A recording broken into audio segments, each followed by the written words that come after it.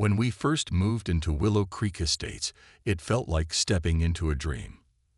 Everything about the place seemed perfect. The houses were lined up neatly, their shutters painted in soft earthy tones that matched each other perfectly.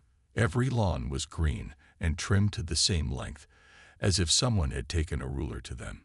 Even the mailboxes stood at exactly the same height, standing like soldiers guarding the street. It was almost too good to be true. I remember the day we arrived clearly. I stepped out of the car, holding my coffee mug, and just stared at our new home. The morning light was golden, spilling over the cul-de-sac and making everything look warm and inviting. Mark, my husband, was busy unpacking boxes inside, but I couldn't resist taking a moment to soak it all in. For years, we'd dreamed of living somewhere like this, a quiet neighborhood where life felt simple and peaceful. And now, here we were. But even then, as I stood there smiling, I felt something strange. A tiny flicker of unease crept into my mind. Maybe it was the way everything looked so perfect, too perfect, like a movie set where nothing ever goes wrong. Or maybe it was the thick binder the neighborhood association sent us before we even closed on the house. It was filled with rules, pages and pages of them. Rules about what color your fence could be, how high your grass could grow, and even when you could put up holiday decorations. At first, I thought it was kind of charming. After all, rules are supposed to keep things nice, right? But now, staring down the street at those identical houses, I wasn't so sure anymore. "This is going to be great," Mark said later when he came outside to join me. He wrapped his arm around my shoulder and gave me a reassuring squeeze. "You'll see." I nodded and forced a smile, but deep down, I couldn't shake that nagging feeling. Something about this place didn't sit right with me. It wasn't anything specific, at least not yet. Just a little voice in the back of my head whispering, "Be careful, asterisk." The next few days passed quickly. We spent most of our time unpacking boxes and trying to settle into our new routine. Our neighbors seemed friendly enough. Across the street, an older couple waved hello whenever they saw us.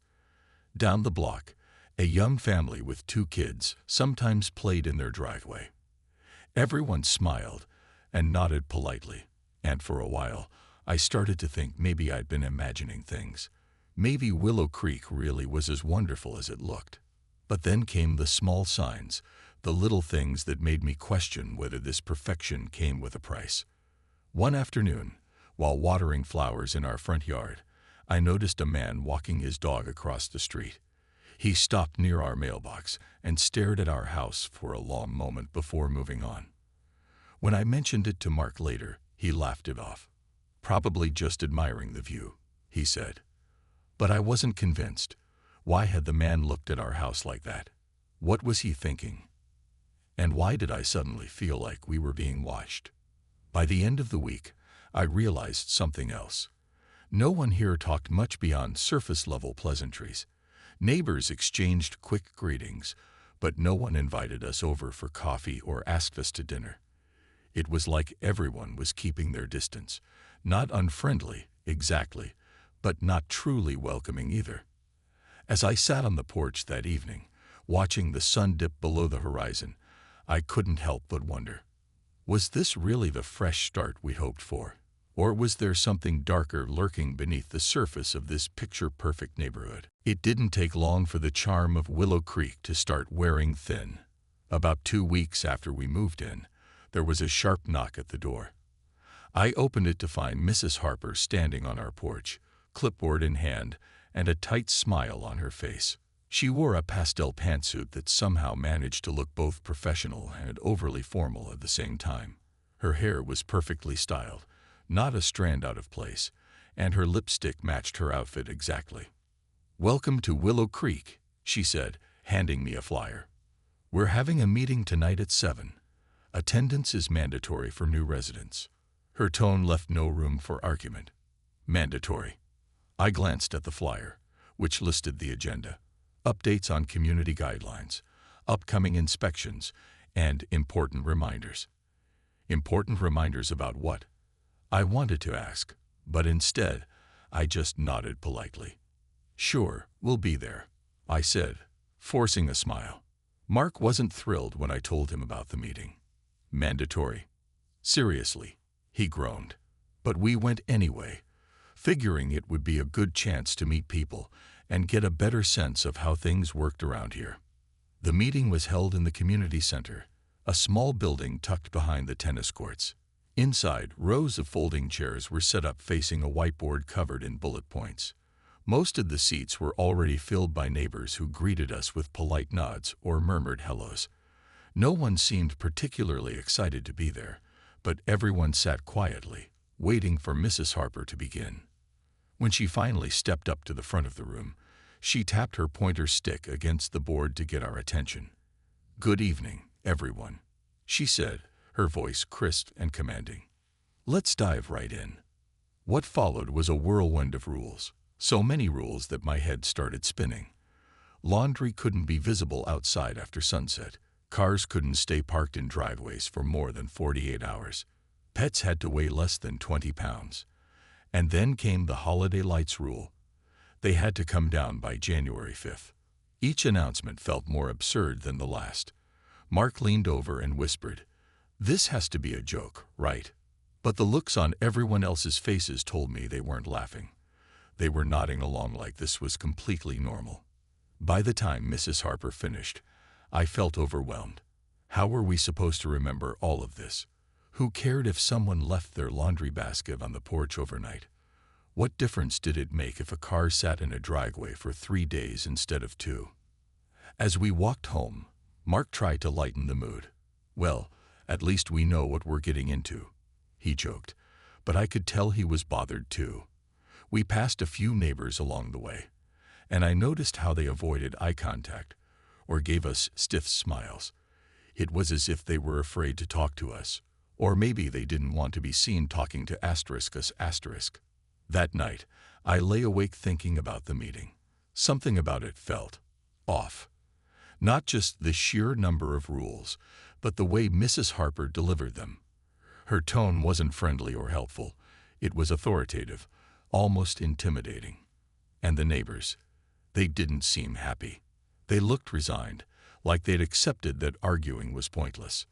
The next morning, I decided to test the waters. I waved hello to the older couple across the street as they watered their plants. They smiled back, but their expressions were guarded. "How long have you lived here?" I asked casually.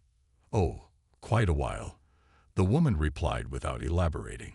Her husband simply nodded and kept spraying the hose. I tried again. "Do you ever feel like the HOA is a bit strict?" They exchanged a glance, and for a moment, I thought they might open up. But then the man shrugged and said, "It keeps things nice, doesn't it?" Nice. That word again. Everyone kept saying it, as if perfection justified everything. The rules, the pressure, the constant surveillance. But nice for whom? And at what cost? By the end of the day, I realized something important. Willow Creek wasn't just about maintaining appearances. It was about control. The HOA didn't just want compliance. They demanded it, and anyone who stepped out of line risked becoming an outsider. As I stood in our kitchen, staring at the binder of rules sitting on the counter, I felt a knot tighten in my stomach. This wasn't going to be easy. In fact, it might be harder than I ever imagined. Things started to spiral out of control faster than I expected. It began with a small, seemingly harmless note taped to our mailbox one afternoon. The paper was plain white, but the words printed on it stood out in bold red letters. Asterisk, your shrubs exceed the maximum height allowance of 18 inches. Please rectify within 48 hours or face fines asterisk. I stared at the note, my heart pounding. 18 inches. Our bushes weren't even 2 feet tall. Who measured these things? And why did it matter so much? I crumpled the paper in frustration and stormed inside to show it to Mark. "Are you kidding me?" he said, shaking his head. "Just trim them. It's not worth fighting over." Reluctantly, I grabbed the garden shears and hacked away at the shrubs until they looked like sad, stubby shadows of their former selves. But that wasn't the end of it. A few days later, another note appeared, this time about leaving our garage door open for more than an hour. Then came one about placing our recycling bin too close to the curb. Each infraction carried a fine, and soon those fines added up. It wasn't just the money, though. It was the feeling of being watched.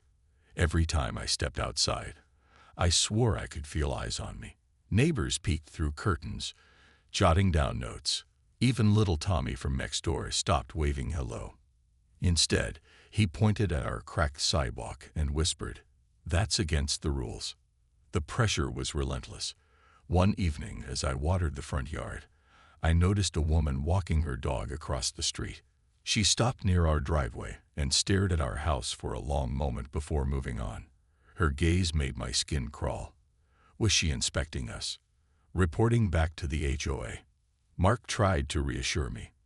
"They're just trying to keep things uniform," he said. "Don't let it get to you." But how could I not? The rules weren't just inconvenient. They were suffocating. Every decision felt like it had to be approved by some invisible committee. Could we repaint the front door? No, only certain colors were allowed. Could we install a bird feeder? Maybe, but only if it met specific guidelines. Even hanging a wind chime required permission. The worst part was the isolation. Other neighbors avoided us, afraid to associate with anyone who might attract scrutiny. At first, I thought they were unfriendly, but now I realized they were scared. Scared of crossing the HOA, scared of standing out, scared of becoming targets themselves.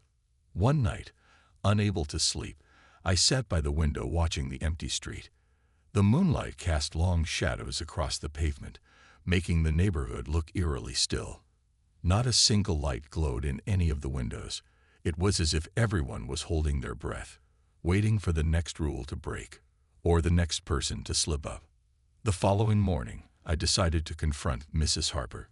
Surely, she'd understand if I explained how overwhelming this all felt. When I arrived at her house, she answered the door with that same tight smile. "Yes, Mrs. Carter," she said, raising an eyebrow. "I wanted to talk about the rules," I began, trying to stay calm. "Some of them seem excessive, like the one about the shrubs or the garage door." Her expression didn't change. "The guidelines are in place for a reason," she replied coolly, "to maintain property values and ensure harmony in the community." "But isn't there room for flexibility?" I pressed. "We're not hurting anyone by leaving the garage door open for a few extra minutes." She tilted her head slightly, as if considering my words. Then she said, "If everyone bent the rules, Willow Creek wouldn't be the desirable neighborhood it is today. I'm sure you understand." Her tone was final, dismissive. There was no point arguing further. As I walked back home, I felt a mix of anger and helplessness. This wasn't about harmony or property values. It was about control. Absolute, unyielding control. By the time I reached our driveway, tears welled up in my eyes. Mark found me sitting on the porch steps, clutching the latest violation notice. "What now?" he asked softly. "I don't know," I admitted, "but I can't keep living like this." Neither of us spoke after that. The weight of the neighborhood's expectations hung heavy in the air, pressing down on us. For the first time, I wondered if we'd made a terrible mistake moving here. Willow Creek wasn't a sanctuary, it was a trap. And the longer we stayed, the tighter its grip became. The breaking point came sooner than I expected, and it hit harder than anything else we'd dealt with so far. It started with another letter from the HOA, a thick envelope this time, not just a flimsy slip of paper taped to our mailbox. My hands trembled as I opened it, already dreading what I might find inside. Sure enough, there it was, a formal notice stating that the massive oak tree in our backyard violated the canopy coverage percentage outlined in the HOA guidelines. They demanded we cut it down within 30 days. "No," I said aloud, even though no one else was in the room. "Absolutely not." That tree had been there long before any of the houses were built. Its branches stretched wide, creating a natural canopy that shaded half our yard. Birds nested in its limbs, and squirrels darted up and down its trunk. It wasn't just a tree, it was part of our home. Cutting it down felt like tearing out a piece of our soul. When Mark got home, I showed him the letter. He sighed heavily, running a hand through his hair. "It's just a tree, Jess," he said gently. "We can plant something smaller later." "It's not just a tree." I snapped, surprising even myself with how sharp my voice sounded. "This isn't about the tree. It's about them taking everything from us. First the shrubs, then the garage door, now this. Where does it end?" Mark didn't answer right away. He looked at me, concern etched on his face. Finally, he said, "What do you want to do?" "I want to fight back," I replied firmly. But deep down, I knew fighting wouldn't be easy. The HOA held all the cards. They had rules, fines, and the power to make our lives miserable if we pushed too hard. Despite my protests, the workers showed up 2 weeks later. Apparently, the HOA had gone ahead and scheduled the tree removal without waiting for our compliance. I heard the chainsaws buzzing before I even saw them. Rushing outside, I found 3 men in bright orange vests circling the base of the tree, their tools revving loudly. "You can't do this," I shouted, tears streaming down my face. "This is private property." One of the men glanced at me briefly but kept working. "We have a permit," he said gruffly. "Talk to the HOA if you've got a problem." I turned to the neighbors, hoping someone would step in or at least acknowledge what was happening. But no one came outside. Blinds twitched behind windows, but no faces appeared. Even Mrs. Harper stood at the edge of her driveway, arms crossed, watching silently as the tree fell. When it was over, the backyard looked barren, empty, broken. The shade was gone, replaced by harsh sunlight glaring off the grass. I sank to the ground, clutching a fallen leaf in my hand, feeling utterly powerless. For the first time, I understood what this place really was, a machine designed to crush individuality. And I was trapped inside it. That night, I couldn't sleep. Every creak of the house sounded louder than usual, every shadow darker. Mark tried to comfort me, but his words felt hollow. "We'll figure something out," he murmured. "We always do." But I wasn't so sure anymore. Willow Creek wasn't just controlling, it was cruel. Rules weren't meant to guide us. They were weapons used to strip away our autonomy, piece by piece. The tree had been the final straw. Now I realized we couldn't stay here. Not like this. The next morning, I sat at the kitchen table staring at the stack of violation notices and letters from the HOA. Each one represented another loss, another battle we hadn't fought because we thought it wasn't worth it. But maybe it was worth it. Maybe staying quiet and compliant only made things worse. "We need to leave," I said suddenly, breaking the silence. Mark looked up from his coffee, startled. "What?" "This place. It's killing us," I continued, my voice trembling. "Every day, it takes a little more of who we are. If we don't get out now, there won't be anything left." Mark hesitated, glancing around the room as if seeing it for the first time. "And go where?" he asked quietly. "We signed a contract. Selling now means losing money. Starting over isn't easy." "I know," I admitted, "but staying here will cost us more than money. It'll cost us ourselves." For a long moment, neither of us spoke. The weight of the decision hung heavy between us. Leaving wasn't just about escaping the HOA. It was about reclaiming our freedom. Freedom to live without fear, without judgment, without rules dictating every move we made. As the sun rose higher outside, casting light into the kitchen, I made up my mind. We couldn't fix Willow Creek, but we could leave it behind and never look back. Desperate for answers, I decided to dig deeper into the HOA and its inner workings. Something about Willow Creek felt sinister now, and I couldn't shake the feeling that we weren't the first family to clash with Mrs. Harper and her rules. Late at night, When the house was quiet and Mark had fallen asleep, I stayed up scrolling through online forums, local news articles, and archived posts about our neighborhood.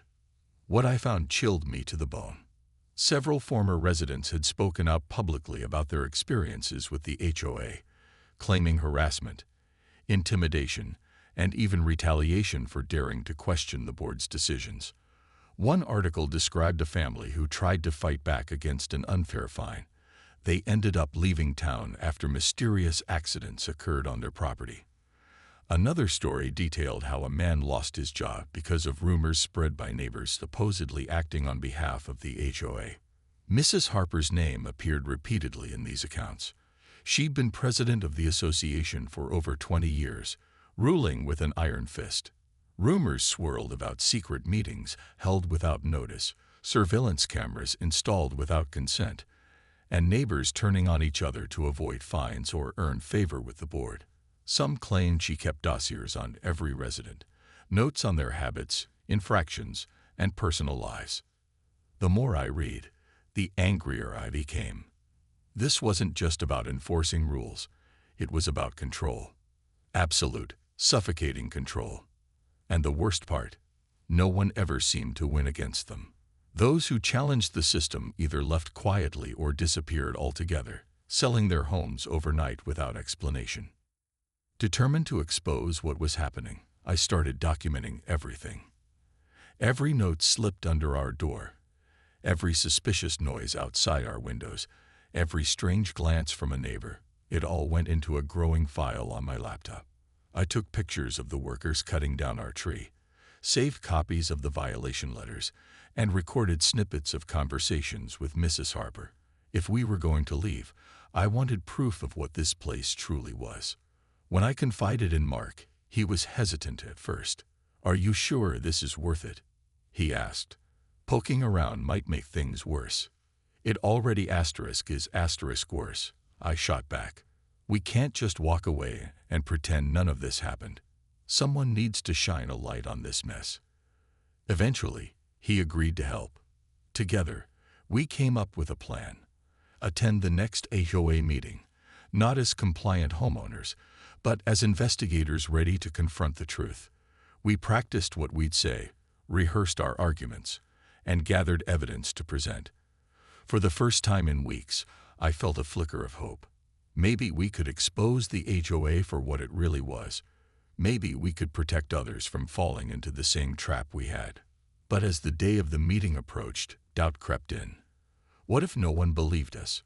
What if the neighbors turned against us, too afraid to speak up? Or worse, what if the HOA retaliated? I lay awake at night imagining scenarios where our car was vandalized, our power mysteriously cut off, or anonymous threats slipped under our door. Fear gnawed at me, but so did determination. We couldn't let them win. Not again.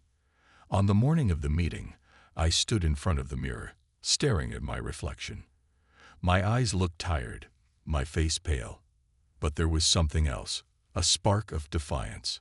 I thought about the tree, the rules, the constant surveillance. I thought about the families who'd left before us, silenced and defeated. And I made a promise to myself. Whatever happened today, I wouldn't back down. As we drove to the community center, the streets of Willow Creek felt eerily quiet, almost deserted. The houses loomed like silent witnesses, their perfect facades hiding secrets. I gripped the steering wheel tightly, my knuckles white. Mark reached over and squeezed my hand. "We've got this," he said softly. I nodded, though my stomach churned with nerves. Whatever awaited us inside that room, one thing was certain: we were done playing by their rules. It was time to fight back, and maybe, just maybe, take the first step toward freedom. The night of the meeting, tension crackled in the air like static electricity. Mark and I arrived early, clutching our folder of evidence. Notes, photos, recordings, and printed articles about the HOA's questionable practices. My heart raced as we took our seats in the community center, surrounded by familiar faces that suddenly felt colder, more distant. Everyone seemed to be whispering, their voices low but sharp, like knives slicing through the quiet room. Mrs. Harper stood at the front, adjusting her clipboard with practiced precision. She wore her usual pastel pantsuit, her lipstick perfectly applied, her smile unreadable. When she finally called the meeting to order, the room fell silent. It was now or never. I raised my hand before she could dive into her usual list of rules and updates. "I'd like to address the board," I said, my voice trembling but firm. All eyes turned to me, some curious, others hostile. Mrs. Harper paused, her pen hovering over her notes. For a moment, I thought she might ignore me, but then she nodded stiffly. "Go ahead, Mrs. Carter." Taking a deep breath, I stood up, clutching our folder tightly. "Thank you," I began. "There are serious concerns about transparency and fairness within this association. Many of us feel pressured, even intimidated, by the way rules are enforced, and sometimes change without warning." Gasps rippled through the room.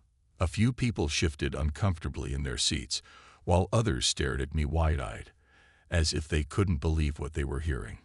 I pressed on, laying out our evidence. I held up copies of violation notices that contradicted earlier guidelines, pointed out inconsistencies in enforcement, and shared stories from former residents who had spoken out against the HOA. I even mentioned the mysterious emergencies cited for cutting down trees or painting houses without permission. For example, I continued, my voice growing stronger. "We were told our backyard tree violated canopy coverage rules. Yet when I looked into it, I found no clear definition of what constitutes excessive coverage. How can we follow rules if they're arbitrary? And why does questioning them lead to retaliation?" The room buzzed with murmurs. Some neighbors nodded hesitantly, while others scribbled notes furiously. I glanced at Mark, who gave me an encouraging smile. For a brief moment, I thought we'd struck a nerve, maybe even sparked a rebellion. But then Mrs. Harper's leaned forward, her expression icy.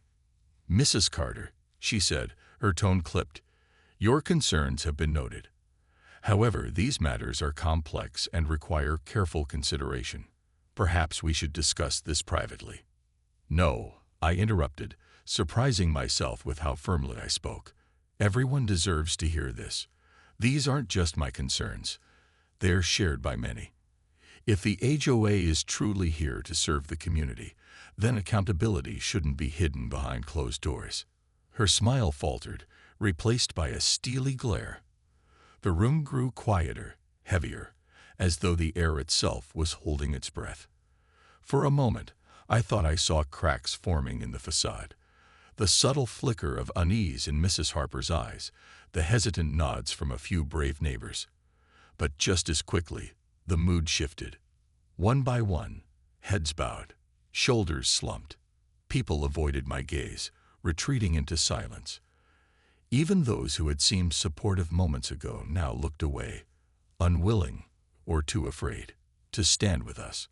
The weight of conformity pressed down on them, smothering any flicker of dissent. When the meeting ended, no resolutions were reached. As we walked home, Mark sighed heavily. "Did we make a difference?" he asked. "I don't know," I admitted, "but at least we tried." Still, the hollow feeling lingered. Willow Creek wasn't just a neighborhood. It was a system designed to crush resistance.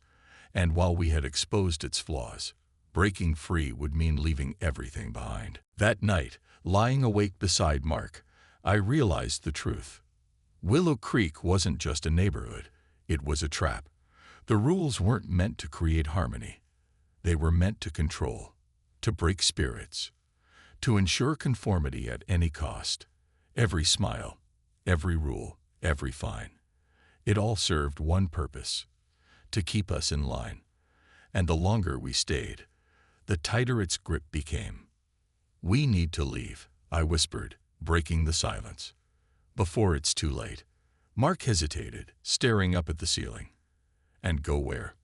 "We signed a contract. If we sell now, we'll lose money. Starting over isn't easy." "I know," I admitted, my voice trembling. "But staying here will cost us more than money. It'll cost us who we are." For a long moment, neither of us spoke. The room felt heavy with unspoken fears and doubts. Leaving wasn't just about escaping the HOA. It was about reclaiming our freedom. Freedom to live without fear, without judgment, without rules dictating every move we made.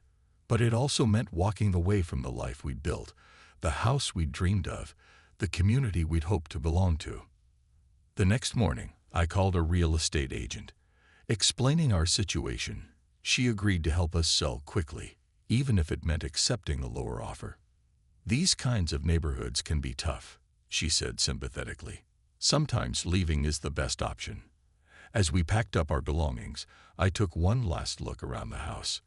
The walls that once felt like a sanctuary now seemed suffocating. The backyard, barren without the tree, felt foreign.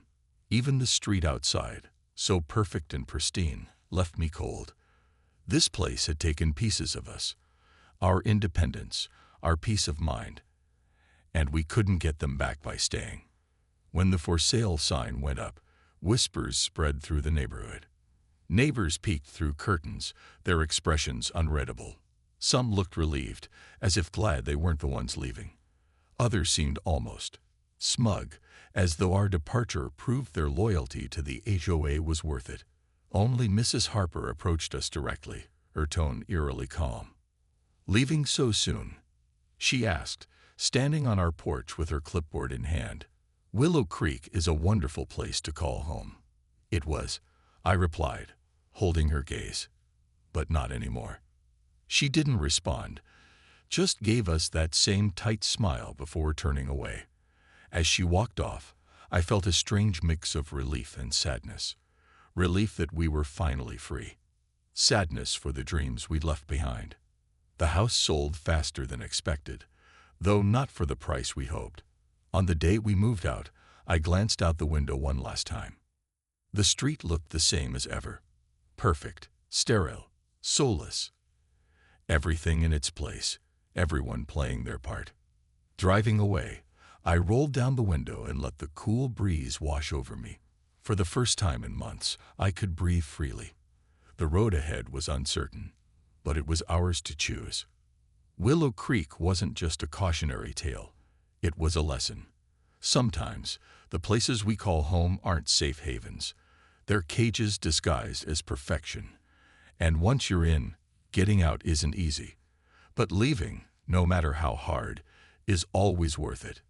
Because freedom, even when messy, imperfect, and unpredictable, is better than living under someone else's rules. As the neighborhood faded into the distance, I reached for Mark's hand. "We'll be okay," I said softly. He nodded, squeezing my fingers. "Yeah, we will." And for the first time in a long time, I believed him.